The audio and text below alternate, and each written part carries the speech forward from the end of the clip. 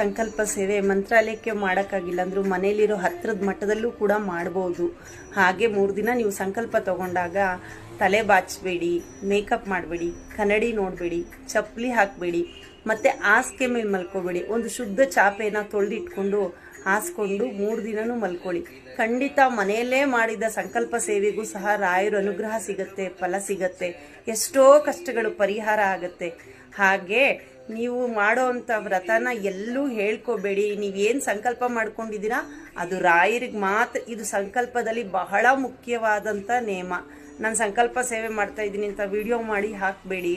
ನಾನು ಸಂಕಲ್ಪ ಮಾಡ್ತಾ ಇದ್ದೀನಿ ಅಂತ ಯಾರ ಹತ್ರನೂ ಹೇಳಬೇಡಿ. ಪೂಜೆ ಮಾಡ್ತಿದ್ದೀನಿ, ಬೆಳಗ್ಗೆ ಪ್ರದಕ್ಷಿಣೆ, ಸಂಜೆ ಪ್ರದಕ್ಷಿಣೆ ಆದರೆ ಮಠಕ್ಕೆ ಹೋಗಿ ಹಾಕಿ.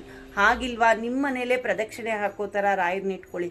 ಅದಕ್ಕೂ ಜಾಗ ಇಲ್ವಾ, ಪರವಾಗಿಲ್ಲ. ಪ್ರದಕ್ಷಿಣೆನ 1 ಸರಿ 3 ಸರಿ ಸುತ್ತಿ 1 ಸರಿ ಹಾಕಿದ್ರೆ ಅದು 1 ಪ್ರದಕ್ಷಿಣೆ ಅಂತ.